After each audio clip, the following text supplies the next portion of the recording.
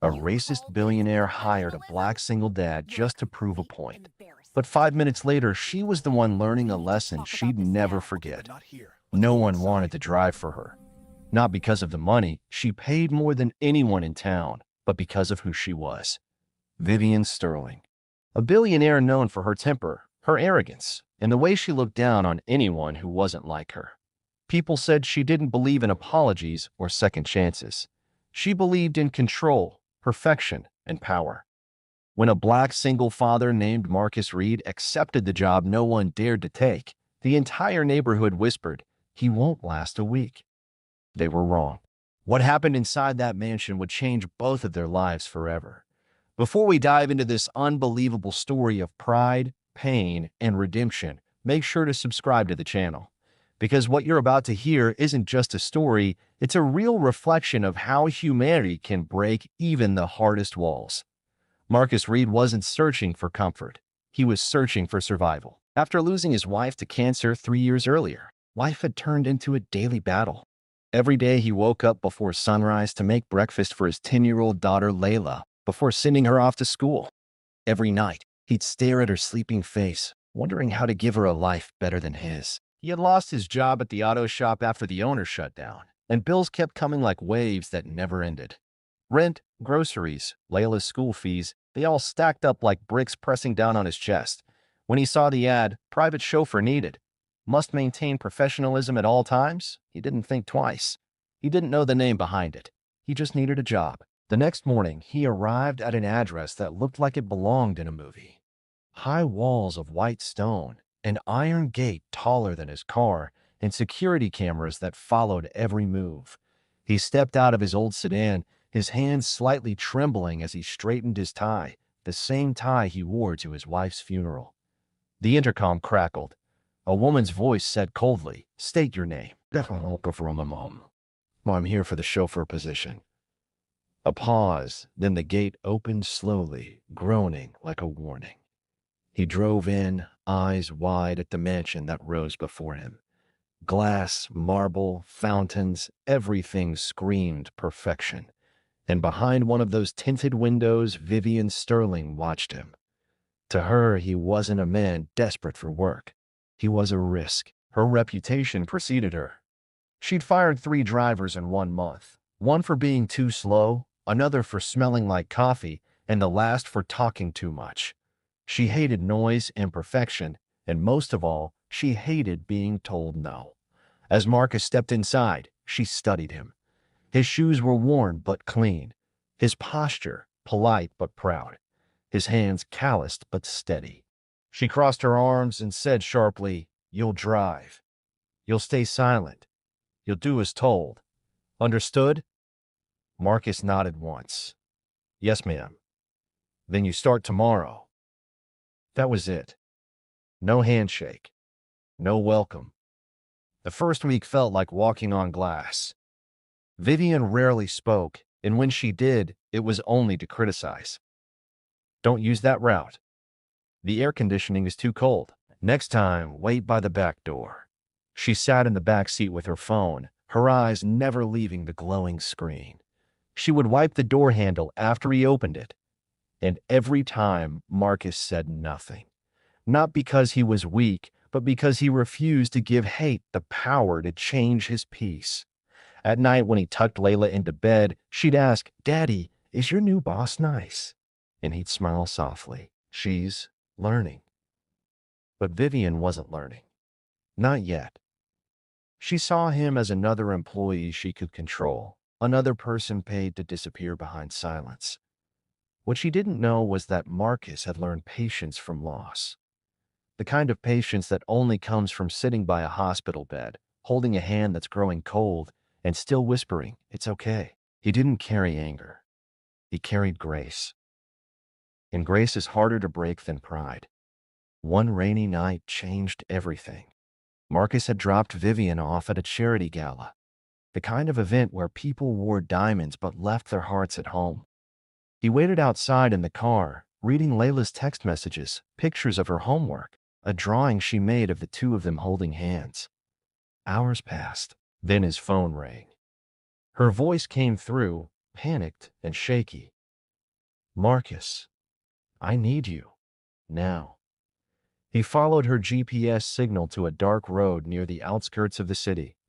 Her luxury car was crashed against a lamppost, smoke curling from the hood. She was sitting inside, shaking, mascara streaked down her cheeks. Without hesitation, he rushed to the door. "Ma'am, are you hurt?" She tried to speak, but her voice cracked. He opened the door, took off his jacket, and draped it around her shoulders.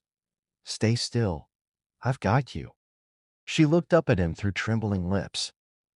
"Why? Why are you helping me?" His voice was calm, steady.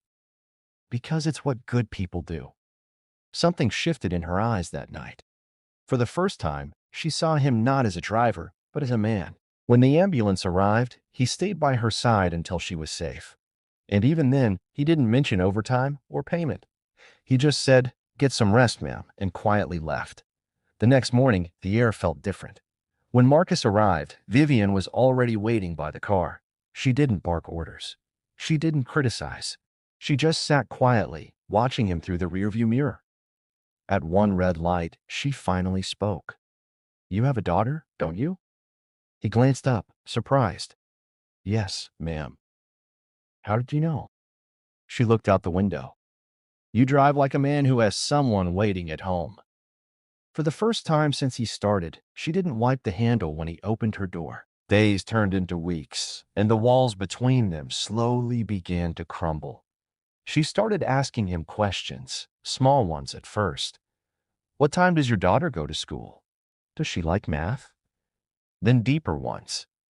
"Do you ever miss your wife? How did you keep going?" Marcus didn't give dramatic answers. He spoke with quiet truth. "You just wake up and choose to keep living, even when it hurts." Sometimes she'd laugh softly at his words. Other times she'd stare out the window, thinking. She had spent her whole life surrounded by people who agreed with everything she said. But Marcus, he was different. He didn't fear her silence. He understood it. One afternoon, they stopped at a diner. Vivian surprised him when she said, "Eat something." "My treat." They sat across from each other, billionaire and chauffeur, and for once, the world outside didn't matter. She watched him bless his food quietly before eating. "You really believe in all that faith stuff?" she asked, half curious, half mocking. Marcus smiled. "It's not faith if it only works on good days." She stared at him for a long time, and something softened in her face. "You remind me of someone I used to know," she whispered. But peace never lasts without a storm. 2 months later, Vivian's world collapsed. Her company's board accused her of insider trading. Headlines exploded overnight. "Billionaire Vivian Sterling under investigation." Reporters swarmed her gates. Partners cut ties. Her friends stopped answering calls. The empire she built on pride began to crumble, and suddenly she found herself alone. Everyone left, except Marcus. When he arrived that morning, she stood at the door in tears. "You don't have to be here," she said quietly. He looked at her and replied, "I'm your driver, until you tell me not to be." That simple loyalty broke her. He drove her far away from the flashing cameras, to a quiet coastal town where the sky met the sea in endless blue. There, for the first time, she walked barefoot on sand. No heels, no makeup, no pretense. Just silence and salt air. They sat on a wooden bench facing the horizon. She spoke softly. "I built everything, Marcus, but it feels like I have nothing." He nodded. "Then maybe it's time to build something that can't be bought." She turned to him, her eyes glassy. "You're not like anyone I've ever met." He smiled faintly. "That's because you've never stopped long enough to meet anyone." She laughed through tears. That was the first honest laugh she'd had in years. They stayed there for hours, saying nothing more. The sound of the waves said everything that needed to be said. When they returned, Vivian wasn't the same. She rehired her staff, this time with kindness. She apologized to people she once humiliated. She donated to the families of her former employees who had struggled. The news called it the Sterling Redemption. But those who knew her story knew better. She didn't change because of the scandal. She changed because one man refused to treat her like she treated him. Months later, she launched a scholarship foundation, the Layla Reed Fund, named after Marcus's daughter and his late wife. At the press conference, a reporter asked, "Why this name?" Vivian smiled and said, "Because one man showed me that respect isn't about money, race, or power. It's about soul." Marcus watched the broadcast from home, his daughter sitting beside him. Layla looked up and said, "Daddy, that's you, isn't it?" He smiled, eyes glistening. "No, baby, that's us." From that day forward, Marcus kept working for her, not as a driver, but as a friend. Layla often came along for the rides, filling the car with laughter and warmth. Vivian would turn around and listen to her stories, sometimes smiling, sometimes tearing up quietly. The same car that once carried silence and pride now carried laughter, kindness, and forgiveness. Sometimes, when the sun set and the world turned gold, Vivian would glance at Marcus in the mirror and say, "Do you ever think God sends people just when we need them most?" He'd chuckle softly. "All the time, ma'am. All the time." And they'd keep driving, both knowing that somewhere between hate and healing, they had found something worth keeping: humanity. Sometimes, life places us in front of people we're meant to change or be changed by. Marcus didn't teach Vivian with speeches or power.